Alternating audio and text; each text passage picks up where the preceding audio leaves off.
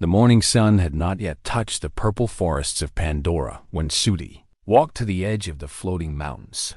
His heart was heavy with the weight of what was coming. The Sky People had returned, and this time they brought something far worse than their machines and their greed. They brought weapons that could burn entire forests in seconds. They brought ships that blocked the sun itself. Sooty was not born a chieftain. He earned his position through blood and sacrifice. His father died fighting the first invasion 20 cycles ago.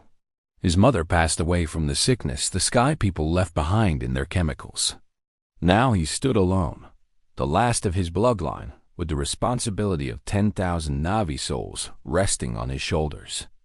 The reports from the scouts were not good. The Sky People had built a massive base near the Tree of Souls. They were drilling into the sacred ground, searching for the mineral they called unobtainium. But Sooty knew they wanted more than rocks.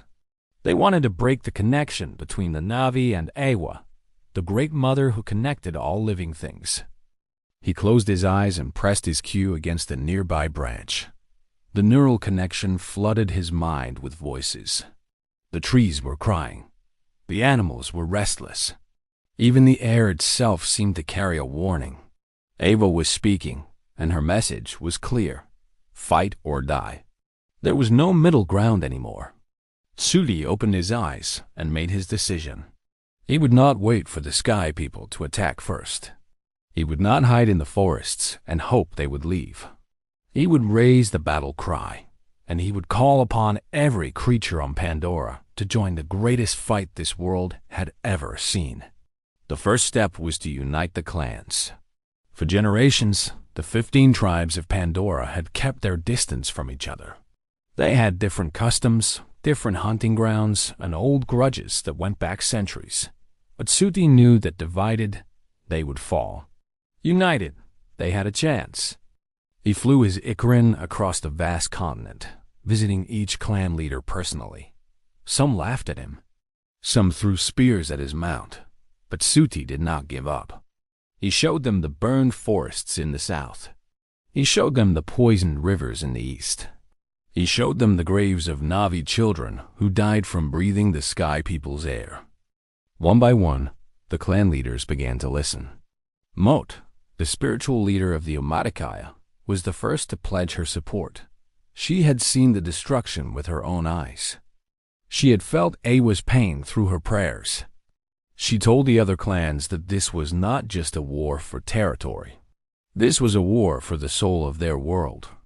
The Eastern Sea Clan joined next. Their waters had turned black from the Sky People's waste. Fish were dying by the thousands.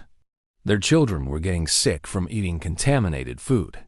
The clan leader, a fierce woman named Ninit, brought 200 warriors and their sea creatures to the cause. The Mountain Clan came down from their frozen peaks. They had watched the Sky People's ships fly overhead for months, scouting their lands, measuring their resources. They knew they were next on the list. Their leader, an old warrior named Skaha, brought 300 fighters and their dire wolves, massive beasts that could tear through metal with their claws. Within 30 days, Sooty had gathered warriors from all 15 clans. But he knew that Na'vi alone would not be enough. The Sky People had tanks, gunships, and soldiers in armor that could stop arrows. He needed more than brave hearts and sharp blades. He needed the creatures of Pandora. The bond between Na'vi and animals was sacred, but it was also limited. Each Na'vi could bond with one Ikarin, one dire horse for life. But Sooty had heard stories of the old times when the Na'vi could speak to all creatures through Ewa. He had heard of ritual that had not been performed in 500 years. The calling. Moat warned him that the ritual was dangerous. Many who attempted it had lost their minds. Some had died. But Sooty had no choice. He traveled to the Tree of Souls alone, armed only with his faith in Ewa. The tree was massive, its glowing tendrils reaching down like the fingers of a god. Sooty knelt beneath its branches and connected his cue to its roots.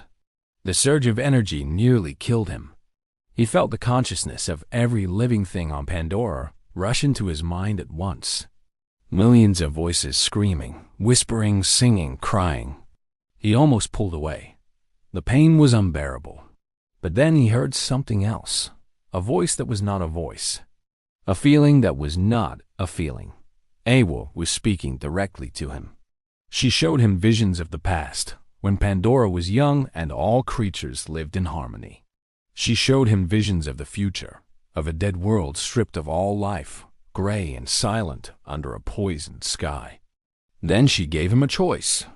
He could save his people by running, by hiding in the deep forests where the Sky People would never find them. Or he could fight, knowing that many would die, but with a chance to save everything. Sooty chose to fight.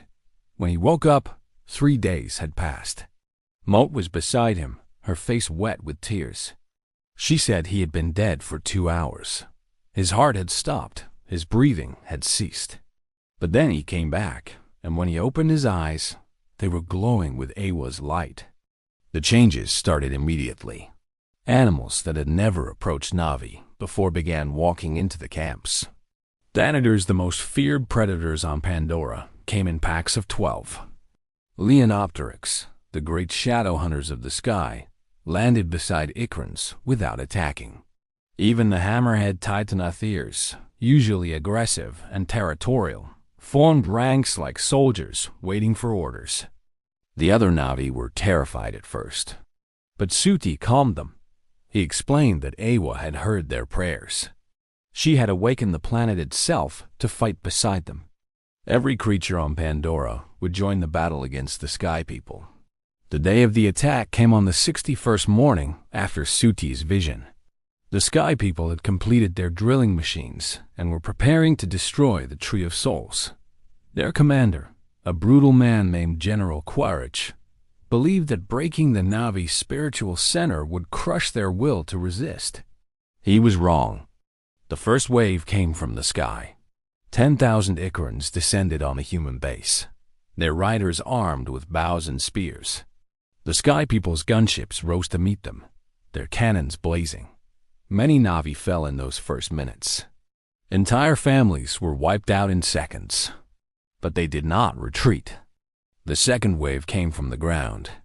Dire horses charged through the forest, their riders throwing explosive seeds that the Na'vi had harvested from the most dangerous plants. These seeds detonated on impact, blowing holes in the human perimeter. Behind them came the Thanators, their massive bodies crashing through fences and walls like they were made of paper. The third wave was the surprise that broke the human lines. The hammerhead Titanotheres, led by an ancient bull that Sooty had personally bonded with, smashed into the side of the base where the fuel tanks were stored. The explosion could be seen from orbit. Half of the human vehicles were destroyed in that single moment. General Quaritch responded with brutal efficiency. He ordered his remaining gunships to form a defensive circle around the main compound. His soldiers retreated to fortified positions and began firing heavy weapons at anything that moved. The battle seemed to reach a stalemate, but Sooty had one more card to play. He raised his head to the sky and let out a cry that echoed across the entire continent. It was not a Na'vi war cry.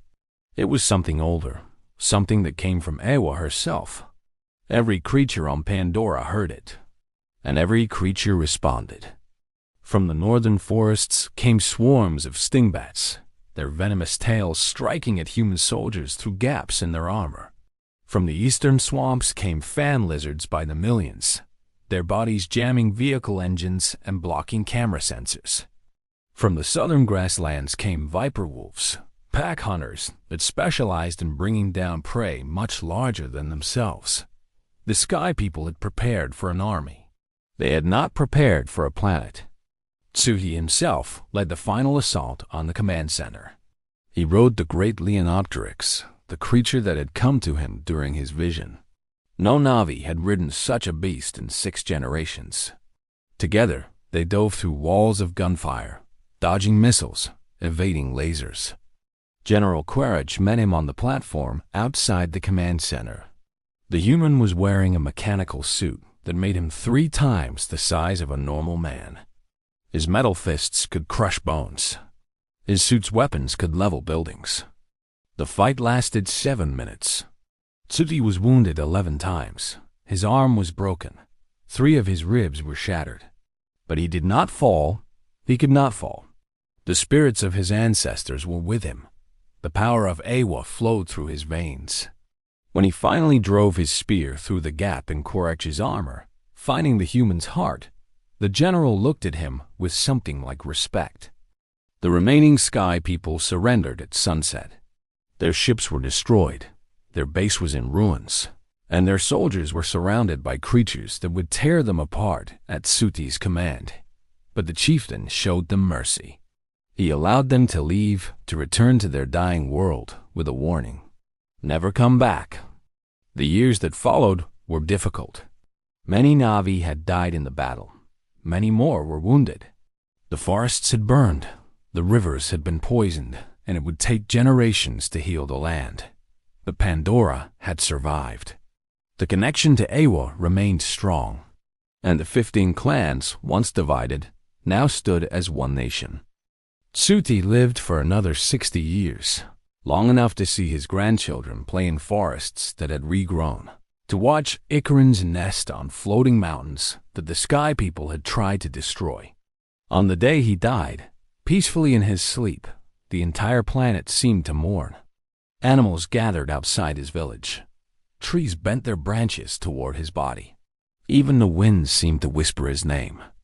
They buried him beneath the Tree of Souls, the place where he had made his choice.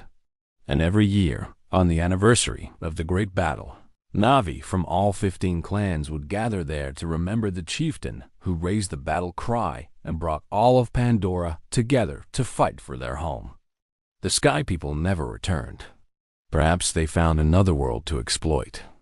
Perhaps they finally learned that some places are not meant to be conquered. Or perhaps they simply remembered what happened when one brave chieftain decided that he would rather die fighting than live on his knees. Whatever the reason, Pandora remained free. And in the songs of the Na'vi, in the memories of Eywa, in the very soil and water and air of that beautiful world, Sooty's spirit lived on forever.